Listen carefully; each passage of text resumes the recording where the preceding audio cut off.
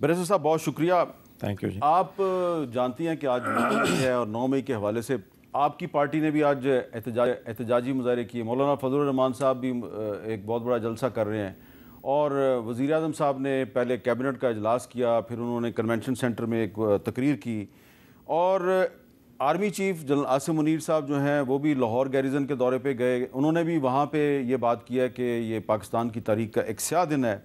اور آج ایک جو آئی ایس پی آر کی طرف سے جو پریس ریلیز جاری ہوئی ہے وہ بھی اگر آپ دیکھیں تو اس پریس ریلیز میں یہ کہا گیا ہے کہ اس سیاہ ترین دن پر سیاسی موٹیویٹڈ شر پسندوں نے جان بوجھ کر ریاستی اداروں پر حملہ کیا, مقدس علامتوں اور قومی ورثے کے مقامات کی توڑ پھوڑ کی. ان حملوں کا مقصد خود ساختہ اور تنگ نظر انقلاب لانے کی کوشش تھی. شر پسندوں کا مقصد افراتفری پھیلا کر عوام اور مسلح افواج کے درمیان نفرت پھیلانا تھا تاکہ ملک میں عدم استحکام پیدا کیا جائے. تو وہ آپ اچھی طرح جانتے ہیں کہ وہ شر پسند کس کو کہہ رہے ہیں. آپ کہ تحریک انصاف اور اسٹیبلشمنٹ کے درمیان محاذرہی جو ہے وہ ضرورت سے زیادہ بڑھتی جا رہی ہے.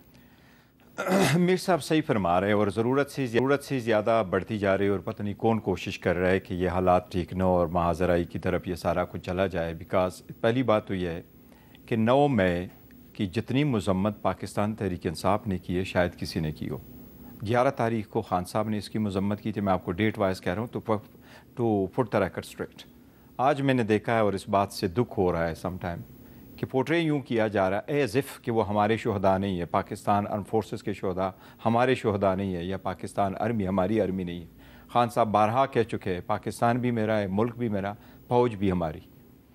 یہ کوشش کی جا رہی پورٹرے جس طریقے سے کیا جا رہا ہے, اصل کیا ہے. 11 تاریخ کو خان صاحب نے 11 مئی کو اس کو کنڈیمڈ کیا تھا سپریم کورٹ میں. جب نکلے 12 تاریخ کو لاہور گئے, 18 تاریخ کو پریس کانفرنس ان کی اٹھا لے, ان سے پوچھا گیا, اور خان صاحب کے الفاظ ہے کہ کون ہوگا جو اس کی مذمت نہیں کرے گا. 5 مارچ 2024 الیکشن کے بعد جو کچھ ہوا, 8 فروری کے بعد 263 کور کمانڈر کانفرنس ہوئی تھی 5 مارچ کو, ٹیوزڈے والے دن. اس کا جو پریس ریلیز آیا یہ ٹیوزڈے والے دن, بدھ کے دن اڈیالہ جیل میں خان صاحب کی ہیئرنگ تھی, میں بھی اس میں موجود تھا. خان صاحب کی جو پریس ٹاک باتیں ہوئی وہ میں نے ایز اے پیغام باہر آ کر کے پریس ٹاک میں کیا, اور خان صاحب نے خود جیل میں کہا, اور جیل میں خان صاحب نے میڈیا کو یہ کہا کہ میں اس کو انڈورس کرتا ہوں. پرابلم صرف یہ ہے کہ خان صاحب نے پہلے دن ان کو یہی کہا تھا کہ یہ آپ کہہ رہے ہیں کہ یہ ہم نے کیا ہے, یہاں اختلاف ہے. ہم کہتے ہیں ہم نے نہیں کیا. کمیشن بنا لو, جن لوگوں نے کیا ہے اس کے ایڈرے ایبیٹرے کرنے والے کروانے, جن کو سزائے قانون کے مطابق. آپ یہ نہیں سمجھتے کہ جوڈیشل کمیشن بنے گا اگر تو وہ تو بات بہت لمبی ہو جائے گی. حامد میر صاحب, ایک بندے کے پاس یہ رائٹ نہیں ہے کہ وہ خود جج بھی بنے, جوری بھی جنے, ایگزیکیوٹ بھی چلے, الزام بھی لگائے, ثبوت بھی خود دے دے, اور جو دوسری فریق ہے وہ نہ کرے. آپ یہ کہہ رہے ہیں کہ جو فوج کے شہداء ہیں وہ ہمارے شہداء ہیں. آپ کے شہداء ہیں جی بالکل. اور جن لوگوں پہ الزام ہے کہ انہوں نے ان کی جو یادگاریں ہیں ان کی بے حرمتی کی ہے. دیکھیں ہم نے اس کی مذمت کی ہے, خان صاحب نے مذمت کی ہے. خان صاحب نے کہا کہ یہ کون ہو جو نہیں کہہ سکتے. یہ میں نے تاریخیں دی ہیں, آپ تاریخ اس لیے میں نے ایگزیکٹ دی ہے کہ یہ ان کے ورڈنگ تھے. ہم یہ کہہ رہے ہیں انکوائری کمیشن بٹاؤ, جو گناہ گار ہیں ان کو آپ سزائیں دیں, لیکن ون کین ناٹ بی اے جج کہ آپ خود جج بھی بنو, آپ ایگزیکیوٹر بھی بنو, آپ پوری پارٹی نو بھی ڈسمینٹل کرو. اور ایک اور چیز ہمیں یہ کہا گیا, امپریشن یہ دیا گیا, چاہے وہ ان کو ریفر کر رہے تھے کہ ہم ٹولہ ہیں اور ہم انتشاری ہے.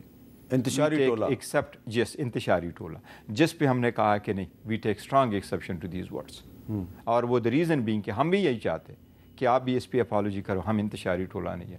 ہم 70% پاکستان کو ریپرزینٹ کرتے. میر صاحب حکومت ختم ہونے آپ 70% پاکستان, وہ 7% کو آپ ریپرزینٹ کریں, وہ یہ کہہ رہے ہیں. لیکن میں اب عرض کروں, یہ پوری دنیا جان رہی ہے.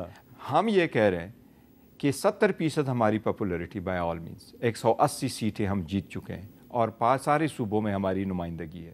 پر اس کو بھالا طاق رکھتے ہوئے بھی آپ 27 سال کی خان صاحب نے سٹرگل کی ہے, ہمیشہ پرامن رہے, ریلی کال اپ کی اپنی. اگر اس کو یقین ہو گیا اس پہ تشدد ہو سکتا ہے یا میری ریلی تشدد کر سکتی ہے.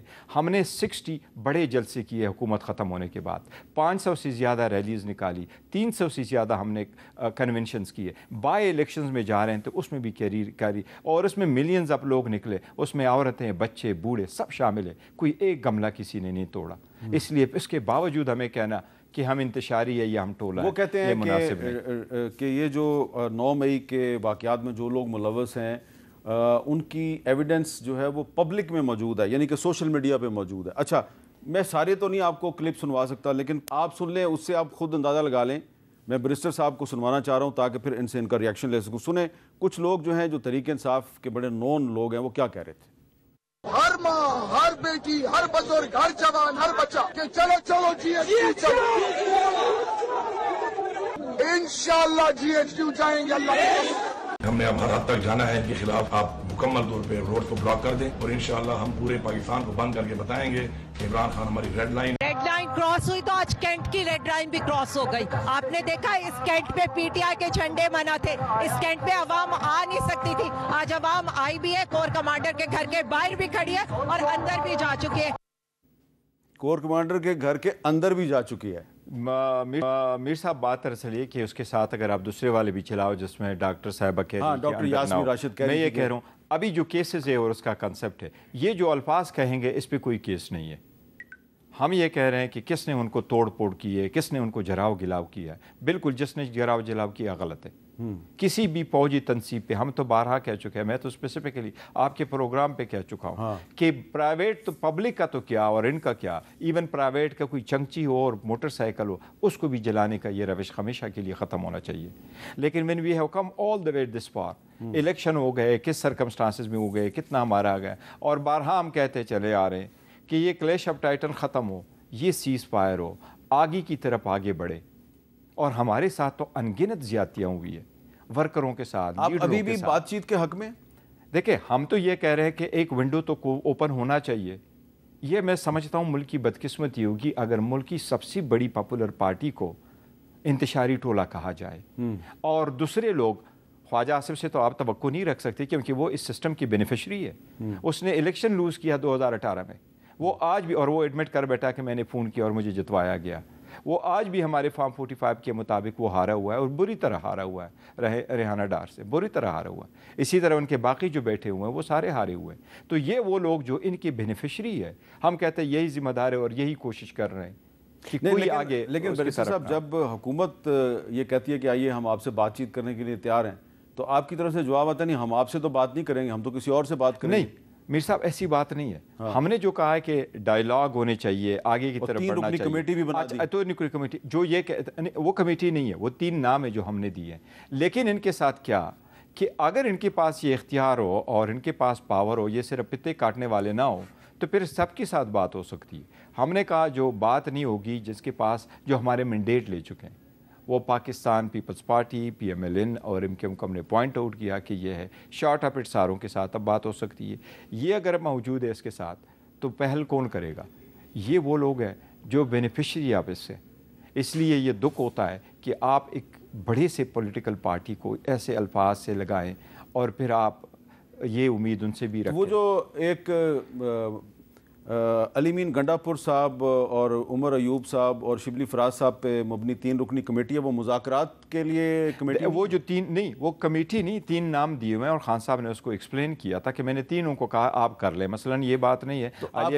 علی امین گنڈا پور صاحب ہے، وہ وزیر اعلیٰ ہے اور بہت اچھا ہے اور اس کی بڑی خواہش، ہم سب کی خواہش ہے کہ سارا سیٹل ڈاؤن ہو. اگر وہ اکیلے میں بات ہو جائے تو اٹس گڈ انف. اور خان صاحب نے یہی کہا تھا کہ کہاں بات ہوئی تو یہ خان صاحب بتا دیں گے یا میں آپ کو بتا دوں گا. لیکن اب جو صورتحال پیدا ہو گئی ہے پچھلے 2-3 دن میں، تو اس میں تو آپ کے جو کچھ ساتھی ہیں، ہمارے دوست ہیں اسد قیصر صاحب، وہ کہتے ہیں ہم نے تو کبھی اپنے باپ سے معافی نہیں مانگی، تو تم سے کیا معافی مانگیں گے؟ حامد میر صاحب، جب آپ بات چیت کی طرف بڑھتے ہیں تو لوگ ایک دوسرے کے لیے ٹرمز کنڈیشن پہلے سیٹل نہیں کرتے، ایک دوسرے سے معافیاں نہیں گلواتے.